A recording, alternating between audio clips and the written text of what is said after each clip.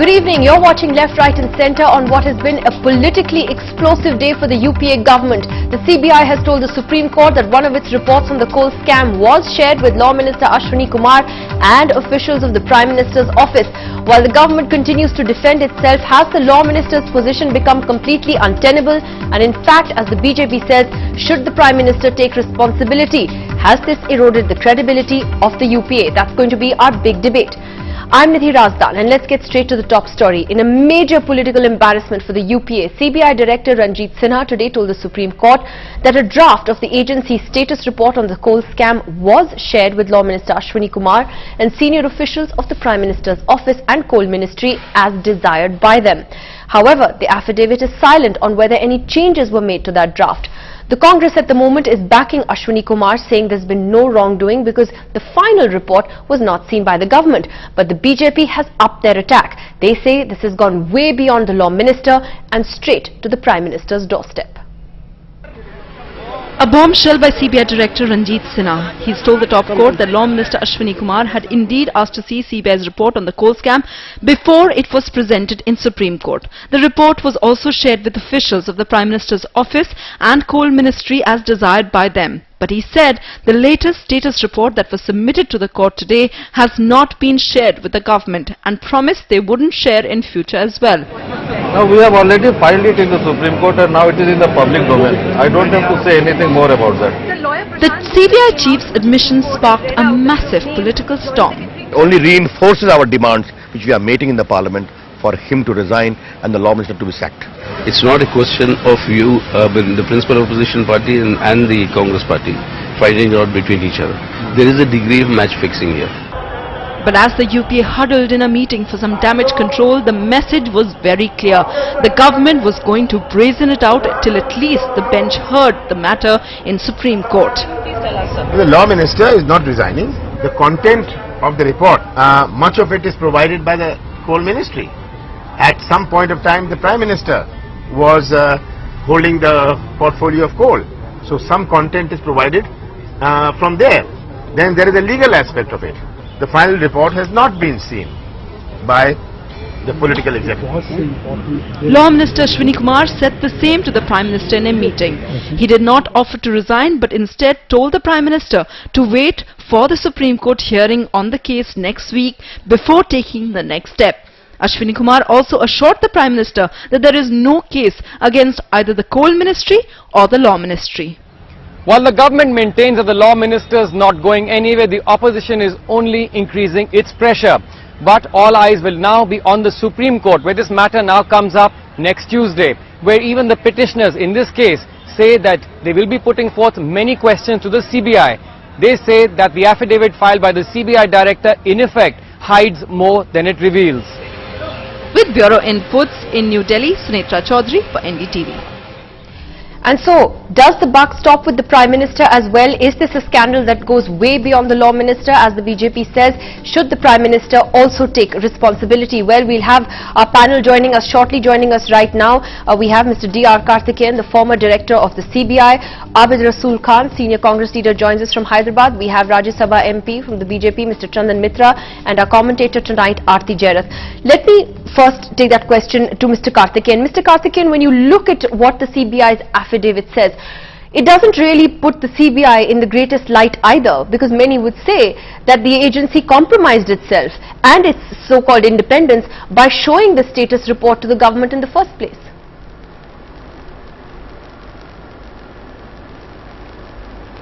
Well, I think the affidavit of the Director CBI, as it appears in the media, states the factual position. He has just said what has happened actually, and he said he had shown it to the persons concerned in the government as desired by them. He has not voluntarily taken anything to them, and he says he has also assured that there is no changes made in the report submitted to the court, and also the final report has not been shared with anyone else. And you believe that? I mean, Mr. Karthikeyan, excuse my skepticism here, but there are two things that I extrapolate from that. One, that, even if it was desired, as the affidavit says, by the Law Minister and the PMO to see this report, why should it be shown to them at all? Mr. Ranjit Sinha could have said, no, it's inappropriate. These are the ministries, or at least the PMO certainly, that is under a cloud over these coal allocations. Secondly, how do we know that no change was made between the draft and the final report? How is this appropriate? That we will not know, only the court will decide. Court will know, will come to know, and it is between the director CBI and the court. We will not be able to speculate on that. On the question whether it should have been shared at all, particularly on a matter which has been monitored by the highest court, the apex court, and where it said it need not, the political executive need not be kept in the picture. Yes, the director could have explained to them that such matter cannot be shown to them. Okay, so you do admit there has been a clear failing on the CBI's part as well. Let me get first comments then from the opposition. Mr. Chandan Mitra, to you first. The government's defense today has been, well, this was a draft report that was shown to the Law Minister and to officials. The final report was not vetted by them, and therefore, we rest our case. Is that a very weak argument in your view? No, I think it's absolutely hilarious kind of things, and the CBI and the government are tying themselves up in knots. Let us start where we should start. The CBI told the court on the 12th of March that they have not shown the draft report to anybody, and the court directed that this should not be shown to any political authority before being presented to the court. So first and foremost, the CBI is in contempt of court for having shown this report in the first place. The draft report, final report, this is not relevant. The court suspected that the report had been shown, which is why they asked the CBI specifically not to show it, and said that now put this down in an affidavit. Now they have put it down in an affidavit and admitted that they have shown it. I mean, what is this hair splitting that the Congress is trying to indulge in and saying it is not the final report, it is only the draft report? The court has said don't show any report, and they are not supposed to show any report. Now, not just did they show the report, there were changes made. In other words, the CBI willingly allowed the government to tamper with their findings. And now they are trying to tell that, this is the report, is an independent investigation. I mean, how far can you stretch credulity for anybody in this country to believe that the CBI has not acted, on the direct orders of the Prime Minister's office and the Law Minister, and they have colluded and have presented a hoax of a report to the country in this whole scam. Okay, let me then take that to Mr. Abid Khan. Mr. Khan, I can excuse our skepticism here, but a lot of people are not going to buy this argument that, the CBI is an independent body after everything that we have seen that has happened. By the CBI director's own admission, this report was shown to the Law Minister and PMO officials and officials in the Coal Ministry because they desired it. Was that appropriate? Even if hypothetically they didn't make any changes, and we know that changes were made, they are being called grammatical errors, which many are laughing at. But even if that was the case, why should they meet on this? Why should that report be shown to them at all? Nini, as Mr. Karthikeyan was saying, the affidavit filed by the CBI director is factual and true, and we should appreciate that. And when you talk about CBI being under the pressure of the government, if that was the case, this type of affidavit would not have been filed. And secondly, I would like to put it here that the habit of BJP to come out and demand the resignation of Prime Minister or the concerned minister without waiting for a final order from the Supreme Court, when the matter is being supervised by the Supreme Court, is something which is going far beyond the requirement. If there is something wrong, the Supreme Court definitely will intervene and say that this is wrong. So before waiting for the orders, BJP, in a habit to popularize it with a particular agenda of getting some benefits in Karnataka where the elections are shortly on, is trying to play all these gimmicks. Now the point is, if BJP wants to really debate a matter, they can do it in parliament. They don't want to do that. They want to stall the parliament. If BJP really wants to find out if something has been altered and the government has prevailed upon the CBI to alter something, they can put in a petition in the Supreme Court asking for the amended draft and the actual draft, and the truth will come out. We are very clear and we are true. Didi, let me complete. Let me ask you, just on principle, you don't think it's inappropriate that when the government is also being investigated for these coal allocations, that it's inappropriate for the investigating agency to meet officials from the Prime Minister's office, the coal ministry and the law minister to discuss a status report that has to be given to the Supreme Court? You don't think that's just a little bit inappropriate? Nidhi, we are trying to make out the Prime Minister's office and the Law Minister's office as not part of the government, not part of the country, not part of the whole system. The point is, these are all part of the system, and it is normal for CBI to discuss something. But if the ministries have prevailed upon CBI to alter the report or exclude some portion, then definitely there is something wrong. But you just cannot put things into it in the perspective. And the CBI affidavit is very clear that I have not altered anything and the government has not prevailed on me to change it. No, the CBI affidavit does not say that. Let me just correct you there. It says that. It says that. If you read the fine print, it says that. It is actually mystifyingly silent on the issue of whether any alterations or changes were made. The affidavit doesn't say a word on that. And I'll bring Jai Panda into this. Jai Panda, we know that the CBI comes under the Personnel Ministry, but is it normal then for ministries and for the investigation agency to have consultations in a case that, in which concerned ministries are being investigated? It's absurd. This issue clearly begs the larger question of the CBI's independence, and this has been a burning issue in recent years. In fact, the agitations by civil society over the last 3 years about the Lokpal bill, for instance, centered on this issue of getting the CBI to be independent of the government of the day so that it could be impartial. Now, as far as the current scheme of things, obviously it is not just this government, but also in the past the CBI has been interfered with, and they have, I understand, consultations with the government have been fairly common.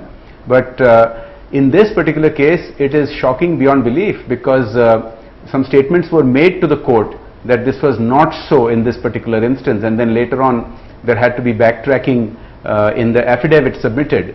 So it's obviously it's very shocking, and as you yourself just pointed out, you can't have the investigating agency be guided by those who are being investigated. There is something clearly wrong in that. Now, since the matter is indeed in court, it is in the Supreme Court, we are all eagerly waiting to see how the court itself views this kind of blatant I think you can, I don't know how the word, I don't have the words to describe this kind of, I'd use stronger words if I wasn't on television. But I think if this hasn't convinced us in Parliament, if this hasn't convinced us and my colleagues in Parliament that we really need to legislate a complete and true independence for the CBI, then I really don't know what will. All right, before I go to the rest of the panel tonight, I just want to stress here that Mr. Abid Rasool Khan has been actually brave enough to represent the Congress party tonight on this television show, whereas all the official spokespersons in the government today of the Congress party have declined to take part in any debate concerning this particular issue. However, Mr. Rashid Alvi, who's a national spokesperson of the Congress party, I did record a small interview with him just a little while earlier. I want the entire panel to hear this and to hear what the Congress's official explanation is for this, and then get their reactions. Mr. Alvi, I'm just going to straight off ask you, don't you believe this report is a big embarrassment for the government? The CBI telling the Supreme Court it did share the status report, doesn't it undermine the credibility of a government that keeps saying that the CBI is independent? There is no question for any kind of embarrassment, because government has not committed anything wrong. As far as draft report of CBI is concerned, draft report has not been shown to anybody. Final draft has not been shown to anyone at all. Not law minister, not any officer, not any officer of the PMO. So where is the question for any kind of embarrassment for the government? CBI, why should any draft or any version of the status report be shown to the Law Minister and officials in the Prime Minister's office? Why should any version be shown to them? Nidhi ji, final report, Supreme Court has concern with the final report. That final report which is prepared has not been shown to anybody, not even to Law Minister. Supreme Court has concern with the final affidavit, final report of the CBI. CBI is absolutely independent body. CBI doesn't work under any pressure.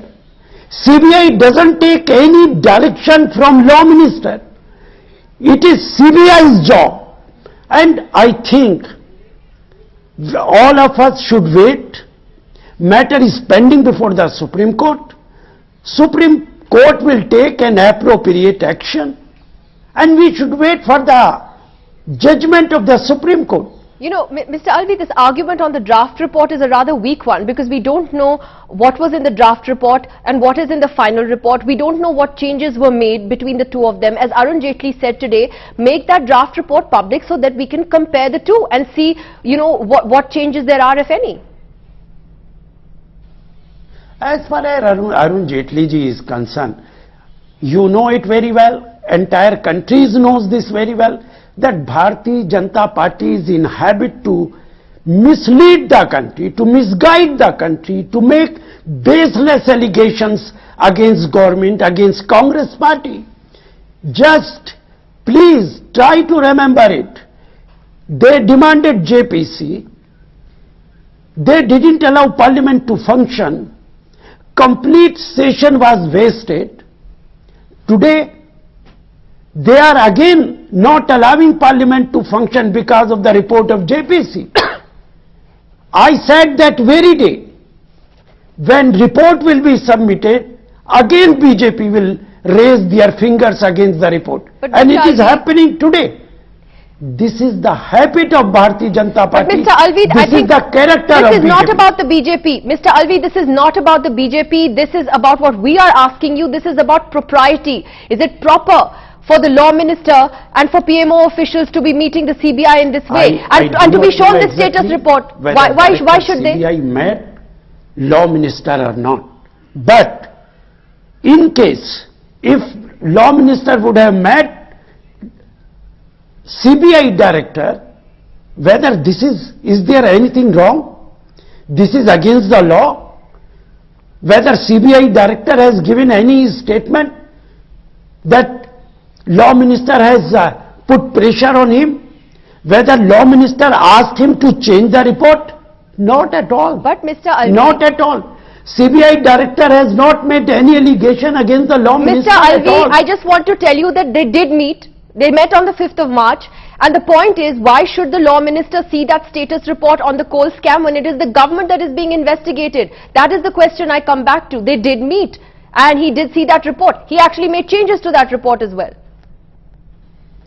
Law Minister has not gone through the final report of CBI. It is very important. CBI Director has not even shown the report to the Law Minister. So it is just a propaganda of Bharatiya Janata Party and nothing else. And matter is pending before the Supreme Court. I think all of us should wait for the judgment of Supreme Court. We should wait for the direction of Supreme Court. Well, you know, Mr. Alvi, at the end of the day, many believe that the Law Minister's position is now untenable, that this is a serious credibility crisis for your government. I don't think Law Minister has done anything wrong. It is just baseless allegations being made against him. There is no crime if any officer is meeting any minister. Just because any officer has met minister, we speculate so many things. Basically it is wrong. It is absolutely wrong. All right, Mr. Rashid Alvi, the national spokesperson of the Congress Party, thank you very much for giving us your perspective. Well, that was Mr. Alvi speaking to me just a little while earlier with that defense. Let me ask Nilotpal Basu of the CPM, what did you think of that defense? Does anything that he said there make sense to you? I think this defense is completely misplaced because we are very much aware of the constitutional scheme about the independence of the three organs, and since it is sub judice, and as Jay was trying to tell earlier, you see, there was the CBI has become a grey area. So one of the solutions is a Supreme Court monitored investigation so that semblance of independence of CBI can be ensured. And I think the law minister earlier made a statement that I was improving the English. So how can Rashid Alvi say that this is what government sources and those close to him had said, that he was making grammatical changes, and but that's the problem, that there is a serious credibility crisis here. And let me take that to Aarti. It's a question of conflict of interest, clearly. Exactly. So Aarti, no one's buying the Congress argument today, and there's a good reason for that. No, absolutely. I mean, Rashid Alvi's defense is so completely misplaced. You can pick holes in it from beginning to end. The point is, they're trying to emphasize this thing that the final report was not shown to the government, that the law minister did not see it. If the final report was prepared as per dictation from the law minister, then it doesn't need to be shown to the law minister, right? So what we need to find out is, when the CBI director went with that draft report, what were the changes that were made? The CBI has placed a very limited affidavit in the Supreme Court. It's just answered the question in a very limited manner. The real story will unfold once the hearing begins in the Supreme Court on the 30th of April, when the Supreme Court starts asking more details and starts questioning the CBI director on what happened in that meeting where 12 people, as many as 12 people were present, including officials of the coal ministry and an official of the PMO. I mean, really, it was just a status report. Why should the law minister ask the CBI director to come with that draft? Mr. Abid Khan, your response to the criticism that you've heard? There are three questions which needs to be answered. First, whether the report being shown to the law minister as stated in the affidavit of the director is wrong. Secondly, whether there were any changes. Thirdly, do we really need to again argue it when it's in the Supreme Court and under the purview of the Supreme Court? On the first point, I would like to say that if the CBI has formally discussed the report and the law minister has not intervened and made any changes, then it's not such a big issue that it becomes a national debate.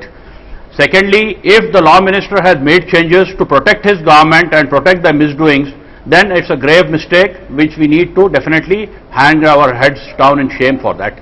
Thirdly, when the matter is in the Supreme Court and the matter is posted for 30th, we talk about everything and the BJP talks about all implications, Prime Minister's resignation of a country. Doesn't make sense. Why BJP is avoiding a debate, you need to find out. BJP is avoiding a debate because they do not want that earlier part of NDA rule to come out, where there were huge scams in this. BJP doesn't trust any agency. It doesn't trust CBI, it doesn't trust NIA, it doesn't trust JPC, it doesn't trust any other body which investigates. Always they are trying to have a report after report so that something comes out, they get some fodder to beat the government with. This is totally wrong. Well, actually, it's a waste of I have time. to say that you're all doing yourself quite a favor in beating yourself very well every day. Jay Panda, the BJP has taken this argument a step further today and said that the blame really lies at the Prime Minister's doorstep. It's not just about Ashwini Kumar anymore. Would you share that view, Jay Panda? Well, in one respect, clearly, because the Prime Minister was apparently himself in charge of the coal ministry for a part of this duration which is being investigated. But I would agree that we should hold our horses a little bit until the Supreme Court takes a final view, because the Supreme Court has to decide how outraged it is by this volte-face, on the one hand saying that it was not referred to the government and then having to admit that it was indeed referred to the government. But that doesn't mean, just because it is in the Supreme Court doesn't mean we can't be outraged outside, and not just here on television panels, but I think throughout the country there is a sense of outrage that you go and make such blatant misrepresentations even at the highest court of the country. So as far as where blame lies, I will leave that to the Supreme Court, but clearly there is something rotten somewhere in there, and that needs action.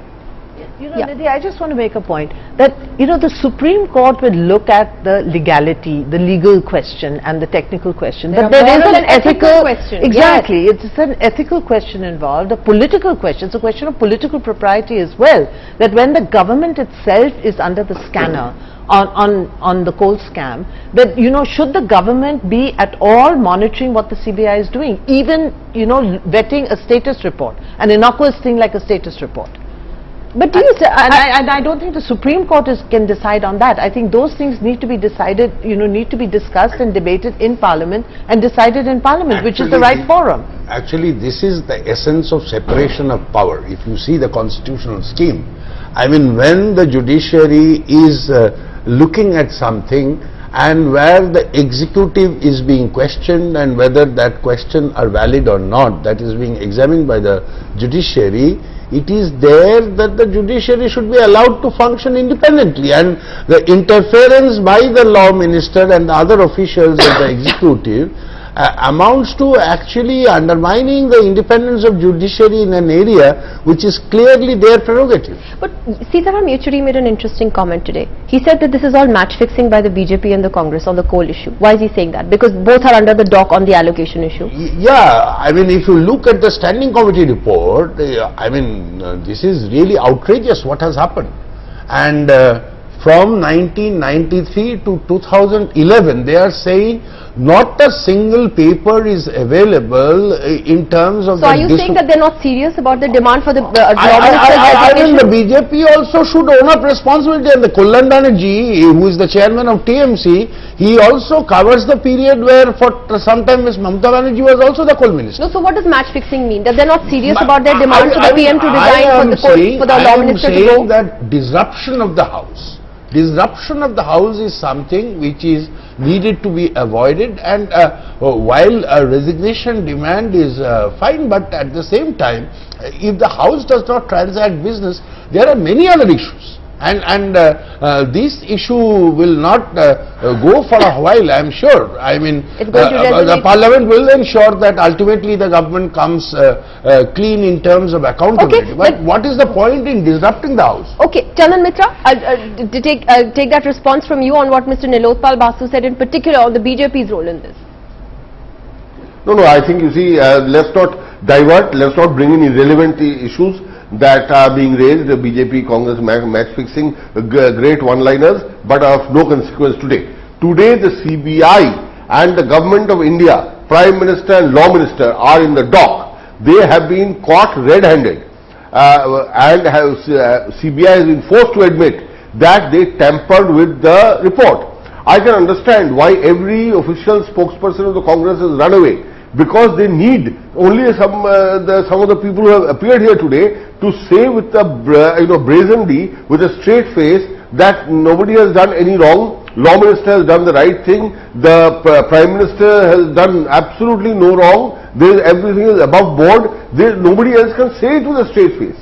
It is absolutely crystal clear what is going on. And you know, the whole principle of jurisprudence has been turned on its head, where the accused is now writing his own acquittal report, which is exactly what has happened. The Prime Minister, under the able guidance of the Law Minister, obviously made changes in the draft report, acquitting himself. The Prime Minister acquitted himself, acquitted the government, and that report has been presented by has been admitted by the CBI. And we shall wait to see what the CBI finally does in its final report.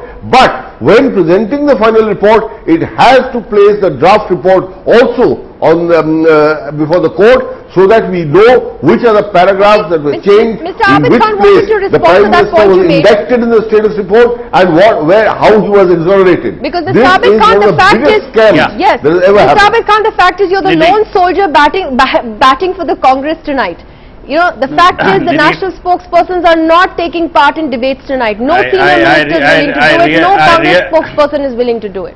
Nidhi, I really don't know why they didn't come, or what was their schedule and how busy they are. But I am also a congressman, and I am talking on behalf of the party with all humility, and I would like to submit here that ethics and probity in politics is very important, as being spoken on this panel, and particularly I am very sure that Congress party believes in it. But I would like to ask Mr. Chandan Mitra there from BJP, what is that you want to say when you have people who are accused of grave crimes as your General Secretary, as your Vice President, as your Parliamentary Board member, and where you have your own party. Mr. Khan, where you have... We're not going to... I'm not... I'm sorry, I'm not going to talk about Amit Shah. You are... No, let me just complete it. I'm sorry, this is a serious issue. Let me... I'm coming to it.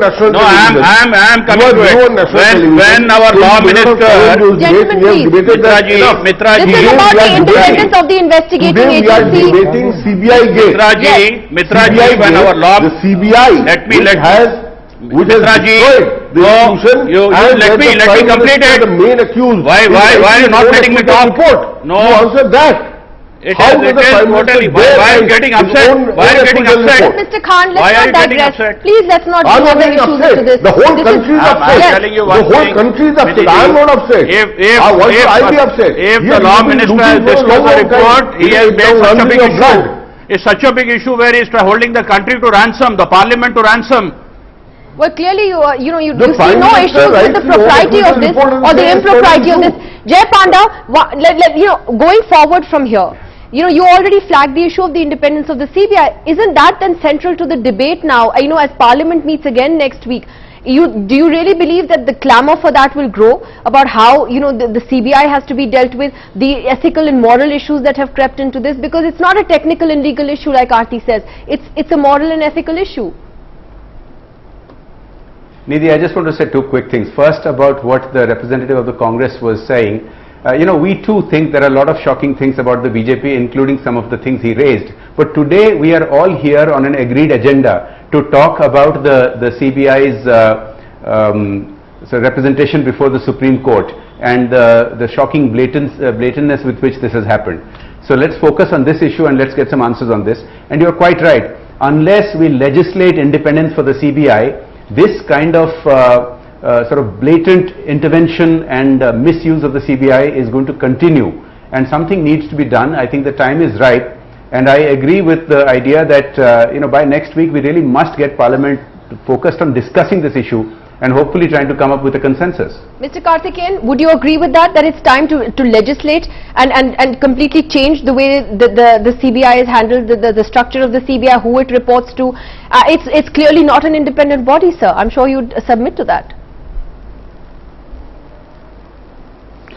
I have always maintained independence of the CBI as an organization is a myth. In highly politically sensitive cases, the action has always been a suspect. Public perception is that it is influenced. It's been over a period of time. That is why we have been arguing for autonomy of the CBI functioning. For example, the Chief Election Commissioner or Comptroller Auditor General of India or Chief Business Commissioner cannot be called by anybody in the government for discussion. But it is not an abnormal practice for Director CBI for meeting ministers or officers, because it's a department of the government. It's like any other secretary of the government. But on matters which are monitored by the highest court in the land, when there is a prohibition of consultation with the government authorities, that should have been respected. They should not have been called, and they should have been advised that because of the court's direction, it is not proper for them to go and consult, even for informally. Okay, yes, the CBI officers have to consult the law officers, because for their advice in preparing the matters to be submitted to the court and all that, it is legitimate, certainly, but not others. Well, it shouldn't be if it is an independent agency. So you have to provide independence to CBI, otherwise this type of debate will go on forever. It's so funny to hear the BJP talking about the need for an independent CBI. They were in government for 6 years. They didn't move even one step towards giving the CBI independent status. So I'm afraid, I think everybody is in it together in this game of keeping the CBI under government control. And honestly, I completely agree with Jai Panda that unless we start flagging the issue of the independence of the CBI, we're not going to have any kind of, proper investigation into cases of corruption or charges of corruption leveled against the political executive. But the point is, who's going to flag it? Who? I mean, are we going to... You feel there's political hypocrisy in the way this matter is handled? Absolutely, and I think everybody is colluding in this. I will reinforce this point. My point is not to deflect away from the question that is there today. I mean, on that I think there's a broad-based agreement, I mean, except for the Congress. But at the same time, I think these are institutions which ought to function in conjunction. You see, Parliamentary Standing Committee is a body where you have all the parties in it, and it is a unanimous recommendation, I tell you. And they are saying, because it underlines a complete collapse of the political administrative system when you say that you have distributed coal mines but there are no papers available for that. And you see, none of the political parties that have been responsible for that can really escape any accountability or responsibility for that. But that should not actually take away the importance of the question that we are discussing today. This is the limited point I think Sitaram was also making, and I am reiterating now. Okay, I'm going to have to leave it at that. I'd like to thank all of you very much for coming in tonight. It's going to be an explosive political story as Parliament comes back next week. But I also spoke earlier to the former Solicitor General of India, Harish Salve, for his take on this, and there are some rather interesting points that he made as well. Listen in. Mr. Salve, was there anything that surprised you in the CBI's affidavit today? Well, I wish they had had complete candor to give both the drafts, the uncorrected which emanated from the CBI and the ones which were corrected, so that that would have at least established what was the nature of the changes which the Law Minister made. See, saying that some changes were made but the gist of the report was not changed, etc., really is only half the story or two-thirds of the story. If they have nothing to hide, then they should have come out and said, look, this is what he changed, or whether it was purely textual, whether it was dotting some I's and crossing some T's, or whether there was any substantive change made. Second and more important is, we haven't heard why did the CBI agree to this meeting. That's most important. Why did they agree to this meeting? And I'm sorry, there is one important perception which needs to be cleared. If the affidavit was being filed by a ministry of the government, then of course it would have to be vet by the legal department. CBI is an autonomous organization. CBI files affidavits day in and day out.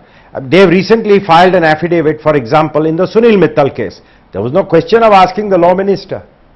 So why this departure from practice, and why have they gone and consulted the Law Minister? I think that is not explained. Exactly. You know, the fact that the status report was shown to the Law Minister, PMO officials, even if the PMO is the presiding ministry, is that a valid argument that those are just normal consultations, as many in the government are making? Apart from that, I am a little worried about the turn of phrase. As was desired by them, I read it on your website, which says, as was desired by them. How can you say that if the PMO's office desires to know what your secret report to the court is going to be, we will share it with them? Or what you are going to tell the Supreme Court, we will inform them just because they desire it? You know, there are a lot of important unexplained issues in this affidavit. I think there is a lot more to be said. I mean, it is almost Churchillian. You know, what it reveals is exciting, but what it conceals is vital. And what do you then make of the defense that the draft was shared but not the final report? Does that sound hollow to you as well? It's like this, it is my draft opinions which are shown to me, which I correct, not my final opinions which my office hands out. I mean, come on, a report draft is what you are going to do. Let's be very clear. There were some changes which the Law Minister proposed. There was something given to him, he changed something. Did you or did you not incorporate those? First of all, why did you at all show it to him? That's the huge propriety issue. Secondly, I mean, by what authority was the meeting called? Secondly, what were the changes he proposed? We would like to see. And did you carry out those changes? That's the real issue. If you carried out the changes but didn't go back to him, how does it matter? And therefore then the meeting itself, I mean the ethical and moral questions we've been talking about as well, was the meeting itself appropriate at all? That meeting that took place on the 5th of March between the Law Minister, the CBI PM officials, given that the government itself is under investigation, there are serious ethical questions here. Let's be very clear, what the Supreme Court wanted to know from the CBI was about the existence of a set of facts. It was not CBI's advice on a question of law. Supreme Court doesn't need CBI's advice on legal issues. They were worried as to whether the government had any machinery in place by which the screening of the coal blocks was done, or was it being done ad hoc. It's a factual issue. There are no law issues arising here. So the CBI was looking at a set of facts about conduct of government. Where is the question of discussing this with anybody? It is the CBI was acting virtually as a commissioner of the court. They were not acting as a wing of the government. If the court had to believe the government of India, they would have gone by the affidavit filed by the Ministry of Coal.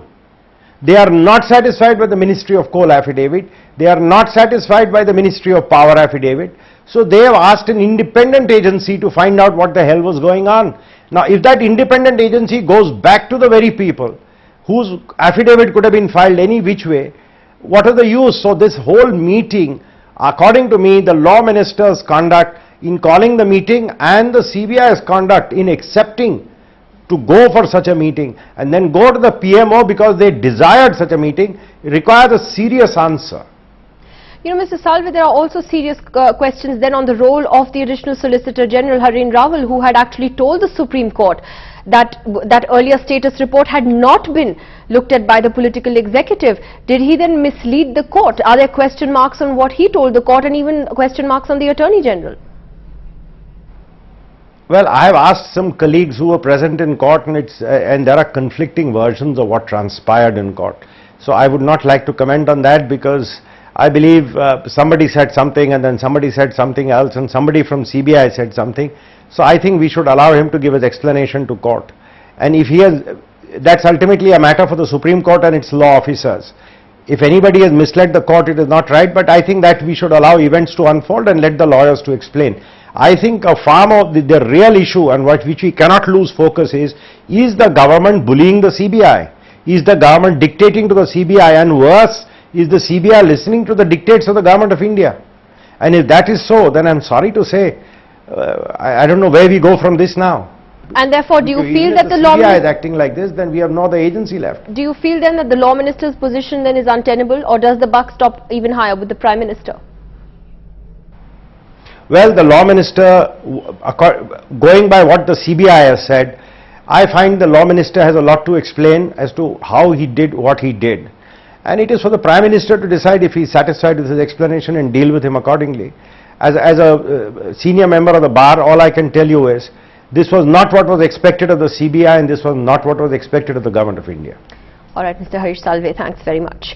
Well, that is the big explosive political story today, one that will have huge repercussions next week as well, as we've been mentioning.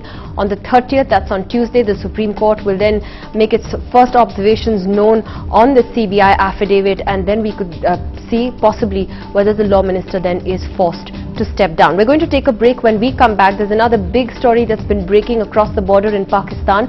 Indian prisoner Sarabjit Singh is in critical condition in hospital right now after apparently being beaten inside a jail in Lahore. We'll have more on that story that could have diplomatic ramifications as well right after the break.